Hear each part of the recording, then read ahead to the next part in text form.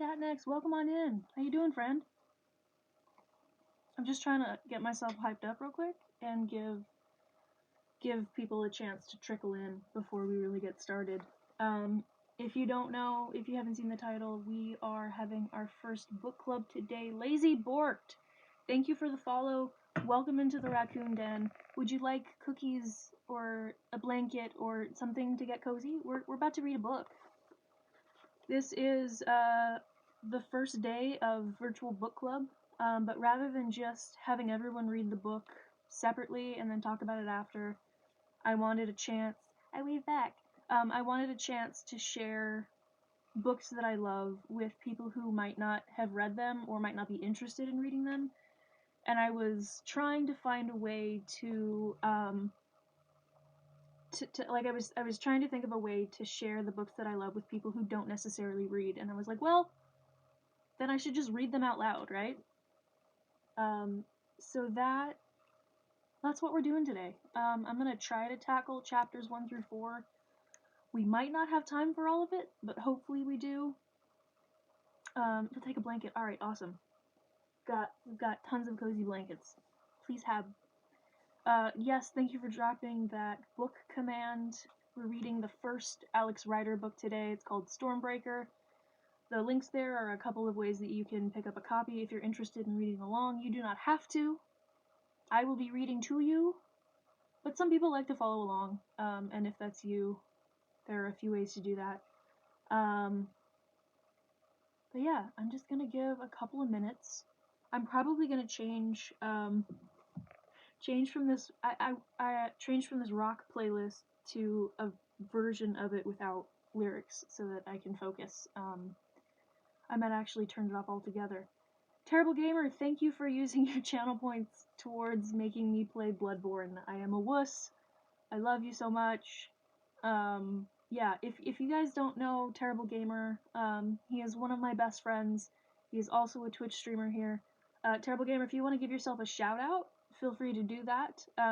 He recently reached affiliate, and his first affiliate stream, he played Resident Evil 7 in VR. My goodness, I could never. Actually, I might not do this play. I might switch to something a little more chill. A little more chill. Just a little. Alright, that's a little better. Oh, that's so much better. Okay. We might change things up in terms of background music here and there. But how we feeling, chat? Happy Monday. Oh, Terrible Gamer, thank you for subscribing for 2 months. I appreciate you so much. Oh, and I figured out why you can't see your raccoon-themed sub-badge, Terrible Gamer. The reason that you don't have that sub-badge is because your founder's badge is your sub-badge. I can go into my settings and turn off the founder's badge, and then you would be able to see the regular sub badge. My goodness, I had a brain fart. Which I can do that if you would prefer that, just let me know. But it would turn off founders badges for everyone, which, I mean, is fine. So it's just whichever you prefer. You say that I'm stuck with you like it's a bad thing, though. It's not a bad thing. Okay. So the way I'm thinking about doing this, Lazy Bork, don't worry, enjoy your lurk. I'm just going to be reading in a bit, probably for the rest of the stream. So how I'm going to do this is I'm going to be reading, and periodically I'll stop and look at chat and address any questions and stuff or comments. But I will probably be waiting until the end of chapters to do that. So if you guys see people trickling into chat and they have questions or they're wondering what's going on, if you could go ahead and drop the book or the book club command, I would super appreciate it, because I'm not going to be able to be reading and talking with chat while I'm reading the book. So if y'all could help me out with that, I would really appreciate it. All of you should be able to to do the book and the book club commands. And with that being said, I'm going to turn the music down just a little bit more. And we'll go ahead and get started. So, again, this is Alex Rider. This is Stormbreaker. It's written by Anthony Horowitz. And we're going to jump into chapter 1. For those of you that don't know, Alex Rider is he is a British teenage spy. And this is the first book in the series, so you're going to get to see how he gets thrown into these ridiculous situations. Alright, so this is chapter 1, Funeral Voices. When the doorbell rings at 3 in the morning, it's never good news. Alex Rider was woken by the first chime. His eyes flickered open, but for a moment, he stayed completely still in his bed, lying on his back with his head resting on the pillow. He heard a bedroom door open and a creak of wood as somebody went downstairs. The bell rang a second time, and he looked at the alarm clock glowing beside him. There was a rattle as someone slid the security chain off the front door. He rolled out of bed and walked over to the open window, his bare feet pressing down the carpet pile. Oh, that is my phone. Oh my goodness, hold on, chat. My grandpa just texted me to see if I want lunch, because they're on their way home. Give me a sec.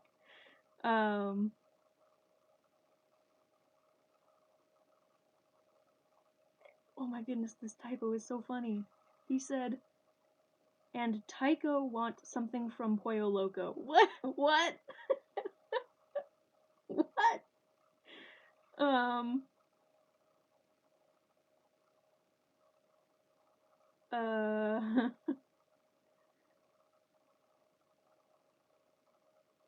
Okay. Alright, that was funny. I'm gonna turn my phone to silent rather than vibrate. Alright. It is so sweet. My grandparents are the best. Okay, where was I? Oh yes, he rolled out of bed. The moonlight spilled onto his chest and shoulders.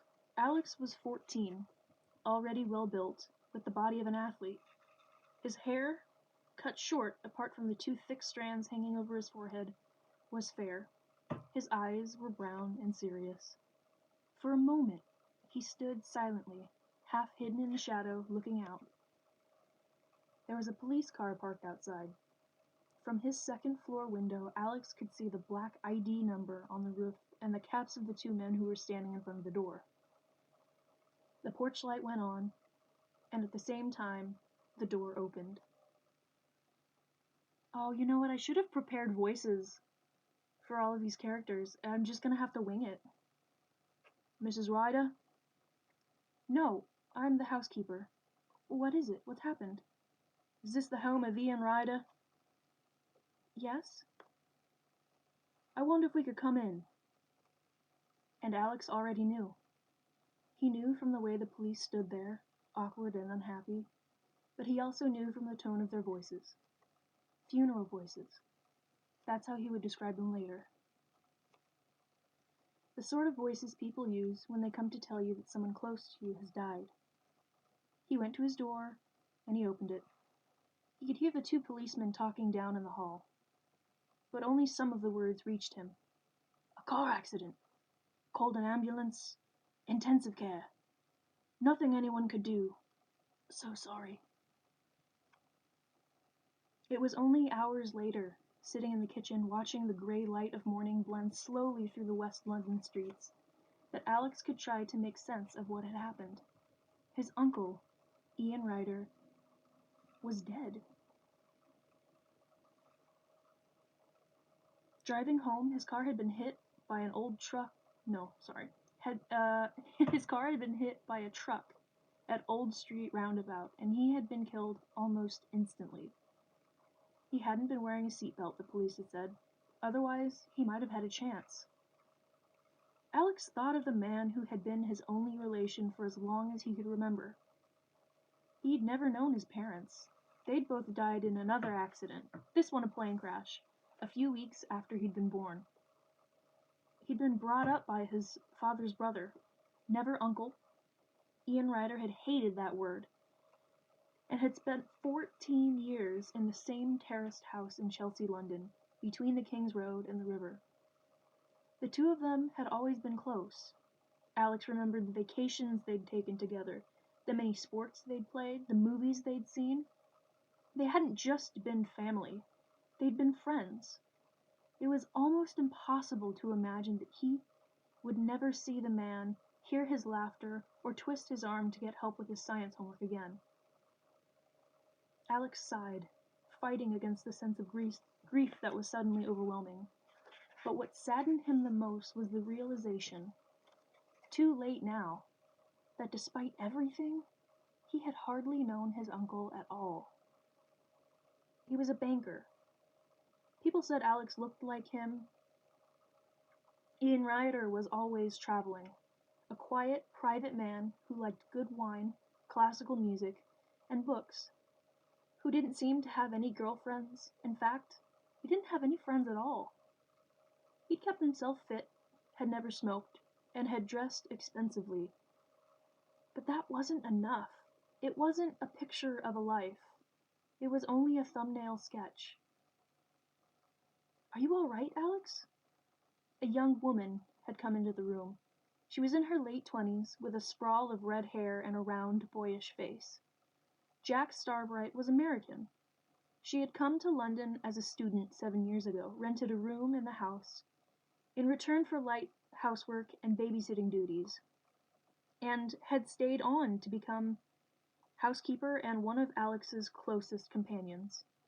Sometimes he wondered what Jack was short for. Jackie? Jacqueline? Neither of them suited her, and although he had once asked, she'd never said. Alex nodded. "What do you think will happen?" he asked. "What do you mean?" "To the house? To me? To you?" "I don't know." She shrugged. "I guess Ian would have made a will," she said. "He'll have left instructions. Maybe we should look in his office." "Yeah, but not today, Alex. Let's take it one step at a time." Ian's house was a room. No, Ian's office was a room running the full length of the house, high up on the top. It was the only room that was always locked. Alex had only been in there 3 or 4 times, and never on his own. When he was younger, he'd fantasized that there might be something strange up there, a time machine or a UFO. But it was merely an office with a desk, a couple of filing cabinets, shelves full of paper and books. Bank stuff, that's what Ian said. Even so, Alex wanted to go up there now. The police said he wasn't wearing a seatbelt. Alex turned and looked at Jack. She nodded. "Yeah, that's what they said." "Doesn't that seem strange to you? You know how careful he was. He always wore a seatbelt. He wouldn't even drive me around the corner without making me put mine on." Jack thought for a moment, then shrugged. "Yeah, it's strange," she said. "But that must have been the way it is. Why would the police have lied?" The day dragged on. Alex hadn't gone to school, even though, secretly, he'd wanted to. He would have preferred to escape back into normal life, the clang of the bell, the crowds of familiar faces, instead of sitting here trapped inside the house. But he had to be there for the visitors who came throughout the morning and the rest of the afternoon. There were 5 of them. A lawyer who knew nothing about any will but seemed to have been charged with arranging the funeral. A funeral director who had been recommended by the lawyer. A vicar, tall, elderly, who seemed disappointed that Alex refused to cry. A neighbor from across the road. How did she even know that anyone had died? And finally, a man from the bank. "All of us at Royal and General are deeply shocked," he said. He looked about 30, wearing a polyester suit with a Marks Spencer's tie. He had the sort of face you forget even while you're looking at it, and he introduced himself as Crawley, from personnel. But if there's anything we can do... What will happen? Alex asked for a second time that day. You don't have to worry, Crowley said. The bank will take care of everything. That's my job. You leave everything to me. The day passed. I don't know why this is Crowley's voice, but it's Crowley's voice right now. Keyword26, thank you for the follow. Welcome on in. The day passed. Alex killed a couple of hours, knocking a few balls around on his uncle's schooner table. I assume that's kind of like pool or billiards. I'm not really sure. And then felt vaguely guilty when Jack caught him at it. But what else was he to do? Later on, she took him to a Burger King, and he was glad to get out of the house, but the two of them barely spoke. Alex assumed Jack would have to go back to America. She certainly couldn't stay in London forever. So who would look after him? At 14, he was still too young to look after himself. His whole future looked so uncertain that he preferred not to talk about it. He preferred not to talk at all. And then the day of the funeral arrived, and Alex found himself dressed in a dark jacket and cords, preparing to leave in a black car that had come from nowhere, surrounded by people he had never met. Ian Ryder was buried in Brompton Cemetery, on the Fulham Road, just in the shadow of the Chelsea soccer field. And Alex knew where he would have preferred to be on that warm Wednesday afternoon. But 30 people had showed up, and he hardly recognized any of them. A grave had been dug close to the lane that ran the length of the cemetery, and as the service began, a black Rolls-Royce drew up, the back door opened, and a man got out. Alex watched him as he walked forward and stopped. Alex shivered. There was something about the arrival that made his skin crawl. And yet, the man was ordinary to look at. Gray suit, gray hair, gray lips, and gray eyes. His face was expressionless, the eyes behind the square gunmetal spectacles completely empty. Perhaps that was what had disturbed Alex. Whoever this man was, he seemed to have less life than anyone in the cemetery, above or below ground. Someone tapped Alex on the shoulder, and he turned around to see Mr. Crowley leaning over him. "That's Mr. Blunt," the personnel manager whispered. "He's the chairman of the bank." Alex's eyes traveled past Blunt and over to the Rolls-Royce. 2 more men had come with him, one of them driving. They were wearing identical suits and, although it wasn't a particularly bright day, sunglasses. Both of them were watching the funeral with the same grim faces. Alex looked from them to Blunt, and then to the other people who had come to the cemetery. Had they really known Ian Ryder? Why had he never met any of them before? And why did he find it so difficult to believe that they really worked for a bank? A good man, a patriotic man. He will be missed. The vicar had finished his gravesite address. His choice of words struck Alex as odd. Patriotic. That meant he loved his country, but as far as Alex knew, Ian Ryder had barely spent any time in it. Certainly he'd never been one for waving the Union Jack. He looked around, hoping to find Jack, but he instead saw that Blunt was making his way towards him, stepping carefully around the grave. "You must be Alex."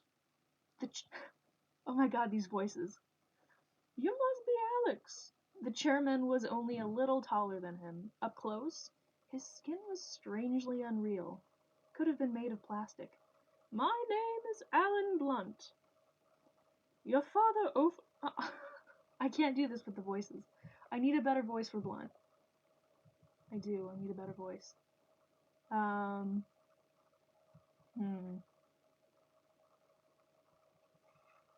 Okay, we'll find it. Thank you, Statmix. I appreciate it. We're just gonna roll with it. Your uncle spoke often of... No, that's Crawley's voice. What am I doing? What am I doing?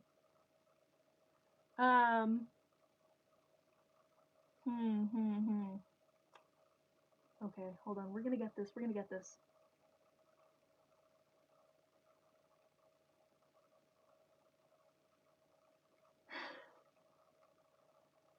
Oh my goodness, I got performance anxiety here. My name is Alan Blunt. Your uncle spoke often about you. That's funny, Alex said. He never mentioned you. The gray lips twitched briefly. We'll miss him. He was a good man. What was he good at? Alex asked. He never talked about his work. Suddenly, Crowley was there. Your uncle was an overseas finance manager, Alex, he said. He was responsible for our foreign branches. You must have known that. I know he traveled a lot, Alex said, and I know he was very careful about things like seatbelts. Well, sadly, he wasn't careful enough. Blunt's eyes, magnified by the thick lenses of his spectacles, lasered into his own, and for a moment Alex felt himself pinned down, like an insect under a microscope. I hope we'll meet again, Blunt went on. He tapped the side of his face with a single gray finger. Yes. And then he turned and went back to his car. That was when it happened. As Blunt was getting into the Rolls-Royce, the driver leaned down to open the back door, and his jacket fell open, revealing a stark white shirt underneath. There was a black shape lying against it that caught Alex's eye. The man was wearing a leather holster with an automatic pistol strapped inside. Realizing what had happened, the driver quickly straightened up and pulled the jacket across. Blunt had seen it too. He turned back and looked at Alex. Something very close to an emotion slithered over his face. Then he got into the car, door closed, and he was gone. A gun at a funeral, Alex thought. Why? Why would bank managers carry guns? Let's get out of here. Wait, that was Jack's voice, never mind. Let's get out of here. Suddenly Jack was at his side. Cemeteries give me the creeps. Yes, and quite a few creeps have turned up, Alex muttered. They slipped away quietly and went home. The car that had taken them to the funeral was still waiting, but they preferred the open air. The walk took them 15 minutes as they turned the corner onto their street. And Alex noticed a moving van parked in front of the house, the words Stryker and Son painted on the side. What's that doing? He began, and at the same moment the van shot off, wheels skidding over the surface of the road. Alex said nothing as Jack unlocked the door and let them in.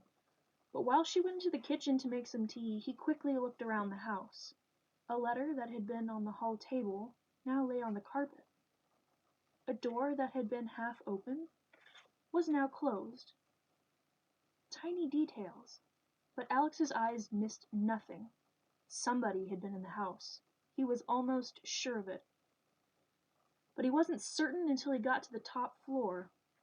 The door to the office, which had always been locked, was now unlocked. Alex opened it and went in. The room was empty. Ian Ryder had gone, and so had everything else. The desk drawers, the closets, the shelves, anything connected to the dead man's work had been taken. Whatever the truth was about his uncle's past, someone had just wiped it out. Oh my goodness, that was the end of chapter 1. That was Funeral Voices. The Mad Druid, welcome on in. I'm glad you're getting cozy. Keywork26, thank you for the follow. I appreciate you. I hope you're enjoying the story. I'm gonna get some water real quick. I am not used to reading out loud. And this is more talking in the last half an hour than I have done ever in my life. I don't know. Thank you all for being here. I appreciate you. Thank you, Sarah. Hello, welcome. Okay, this is chapter 2. Heaven for Cars. How am I doing on... I just want to check the battery. I just noticed.